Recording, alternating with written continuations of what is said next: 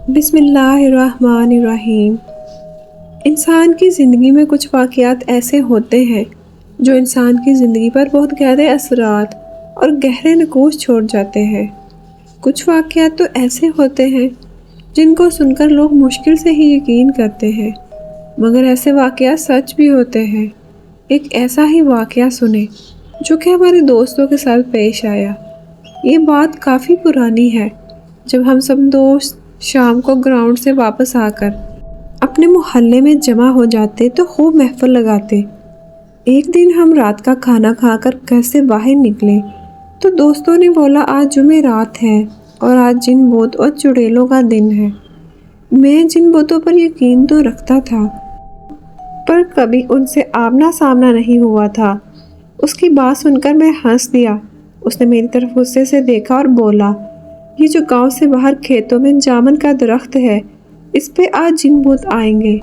اگر نہیں یقین تو تم سب میرے ساتھ جا کر دیکھ لو۔ ہم سب نے بھی حامی بھر لی اور اس کے ساتھ چلنے کو تیار ہو گئے۔ میں اس دوست کا نام بتاتا چلوں، اس کا نام ندیم تھا اور وہ اکثر رات کو اکیلا ہی کھیتوں میں گھومتا رہتا تھا، اس لیے اس پہ کچھ دوستوں نے یقین بھی کر لیا تھا، پر ہم نے یقین نہیں کیا۔ ہم 5 دوست تھے جن کے نام عابد، ناصر، ساجد، مدثر اور ندیم تھے۔ جیسے ہی عشاء کی اذان ہوئی تو ہم نکل پڑے اس کے ساتھ کھیتوں میں جن بھوت دیکھنے۔ رات کافی گہری ہوتی چلی جا رہی تھی تو ڈر بھی کافی لگ رہا تھا۔ ابھی ہمیں چلتے ہوئے 10-15 منٹ ہی گزرے تھے، ایک کھیت سے بکری کے بچے کی بولنے کی آواز آئی۔ عابد نے بولا، رکو، یہاں پاس سے کسی جانور کی آواز آ رہی ہے۔ ہم سب رک گئے اور خاموشی سے آواز سننے کا انتظار کرنے لگے کہ کس طرف سے یہ آواز آ رہی ہے۔ ابھی تھوڑی دیر ہی گزری تھی کہ بکری کے بچے کی آواز دوبارہ سنائی دی۔ ندیم فوراً بولا، آواز اس طرف سے آ رہی ہے، جو 2-4 کھیت چھوڑ کر ہی برسن کا کھیت تھا۔ آواز وہاں سے آ رہی تھی۔ سردیوں کے دن تھے اور ان دنوں میں برسن عام ہوتا ہے۔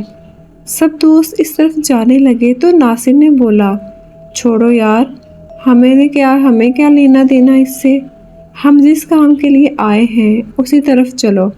پر کوئی بھی نہیں مانا اور برسن کے کھیت کی طرف بڑھنے لگے۔ جب ہم سب نے وہاں جا کر دیکھا تو ایک چھوٹا سا بکری کا بچہ وہاں کھیت میں بیٹھا تھا۔ ہم میں سے کوئی کچھ بولتا اس سے پہلے ہی ندیم نے کہا، لگتا ہے جو یہاں بکریاں وغیرہ چروانے آتے ہیں ان کا رہ گیا ہوگا، اس کو اٹھا لو، صبح پتہ لگا کر واپس کر دیں گے۔ سب نے اس کی بات سے اتفاق کیا اور ایسا ہی کیا۔ اس کو ہم نے اٹھا لیا اور اپنی منزل کی جانب بڑھنے لگے۔ رات کافی گہری ہوتی چلی جا رہی تھی اور ہمارے ڈر میں بھی مزید اضافہ ہو رہا تھا، کیونکہ کھیتوں میں طرح طرح کے جانوروں کی آوازیں آ رہی تھیں۔ مدثر نے بولا، یار، ہم کو واپس جانا چاہیے، آگے بہت خطرہ ہے۔ سب اس پہ ہنسنے لگے اور اس کو ڈرپوک کہنے لگے۔ خیر وہ خاموشی سے ان کے ساتھ چلتا رہا۔ پھر راستے میں ہمیں سیٹی کی آوازیں آنا شروع ہو گئیں۔ ہم سب رک گئے اور ایک دوسرے کی طرف دیکھنے لگے۔ ڈر سب کے چہرے سے صاف نظر آ رہا تھا، پر کوئی بھی یہ نہیں چاہتا تھا کہ ہم واپس جائیں، اور اللہ کا نام لے کر ہم اس جامن کے درخت کی جانب بڑھنے لگے۔ ابھی تھوڑی دیر ہی گزری تھی کہ ہمیں چلتے ہوئے سامنے ہی وہ درخت نظر آ گیا۔ ہم سب دوست اس درخت سے تھوڑا ہٹ کر بیٹھ گئے۔ سب سے پہلے تو مدثر نے بولا، اس بکری کے گلے میں رسی ڈال دو تاکہ یہ کہیں ادھر ادھر نہ ہو جائے۔ سب دوست رسی ڈھونڈنے لگ پڑے اور جلد ہی ایک چھوٹی سی رسی مل بھی گئی۔ اس کو ہم نے اس کے گلے میں ڈالا اور رسی ناصر کو پکڑا دی اور سب کی نظریں اس درخت پہ جمی تھیں۔ 10-15 منٹ ہی گزرے تھے کہ اس جامن کے درخت کے اوپر سے ایک باریک سی لال رنگ کی لائٹ نظر آئی۔ وہ لائٹ اتنی باریک تھی اور اتنی تیز تھی، یہاں بتانا مشکل ہے۔ وہ لائٹ کبھی درخت پہ جاتی، کبھی درخت سے نیچے آتی۔ ہمارا خوف کے مارے برا حال ہو رہا تھا اور ساتھ ہی پراسرار آوازیں آنا شروع ہو گئی۔ ہم سب نے اونچی آواز میں ورد پڑھنا شروع کر دیے۔ کچھ دوست وہاں سے بھاگنے کے لیے تیار تھے، ہم نے ان کو روک رکھا تھا۔ پھر جیسے سب نے ہی محسوس کیا کہ لائٹ اب ہماری طرف بڑھ رہی ہے۔ جب ہم سب نے یہ منظر دیکھا تو وہاں سے بھاگنے میں ہی بہتری سمجھی اور اتنی سپیڈ سے وہاں سے الٹے پاؤں دوڑے اور ہمارے پیچھے اتنی خوفناک آوازیں بلند ہو رہی تھی۔ بس یہی محسوس ہو رہا تھا جیسے وہ ہمارے بالکل پاس ہیں اور کسی بھی لمحے وہ ہم سب کو نقصان پہنچا سکتی ہیں۔ لیکن ہم نے ہمت نہ ہاری اور بھاگتے رہے، ساتھ ساتھ ورد بھی کرتے رہے اور واپس گاؤں آ کر سانس لیا۔ جب ہم سب گاؤں کی حدود میں پہنچ گئے تو مدثر نے ناصر کی طرف دیکھا اور پوچھا، آپ کے پاس تو بکری کا بچہ تھا، وہ کہاں چھوڑ آئے؟ اس نے ہاتھ کی طرف دیکھا تو اس کے ہاتھ میں صرف رسی تھی۔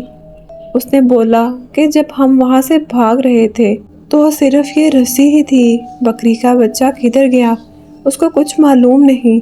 جب وہاں سے واپس دوڑے تو وہ بکری کا بچہ ہمارے ساتھ نہیں تھا، صرف یہ رسی ہی بچی تھی۔ کیا وہ سچ میں بکری کا بچہ تھا یا کوئی اور ہی مخلوق تھی؟ سب دوستوں نے کہا، جو بھی تھا ہم صبح وہاں جا کر ضرور دیکھیں گے۔ جب صبح ہوئی تو کوئی بھی وہاں جانے کو تیار نہیں تھا سوائے ندیم اور مدثر کے۔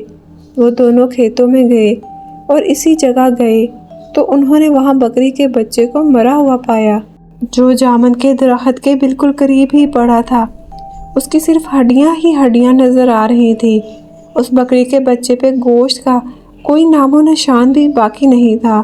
وہ دونوں سمجھ چکے تھے کہ رات کو جو کچھ بھی ہوا وہ ان کا صرف وہم ہی نہیں تھا، اس درخت پہ واقعی ہی کچھ ایسا تھا جو ندیم نے بولا تھا۔ اس کے بعد وہ واپس آ گئے اور کبھی بھی رات کے ٹائم باہر گھومنے سے توبہ کر لی۔ جی دوستو، یہ تھی آج کی ہارر سٹوری۔ کیسی لگی آپ کو؟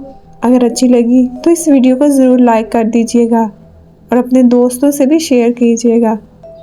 اگر آپ کے ساتھ یا آپ کے کسی جاننے والے کے ساتھ کوئی ڈراؤنا، انہونی یا پراسرار واقعہ پیش آیا ہے تو آپ وہ شیئر کر سکتے ہیں، ہم اس پہ بھی ایک ویڈیو بنا دیں گے۔ ویڈیو دیکھنے کے لیے بہت شکریہ۔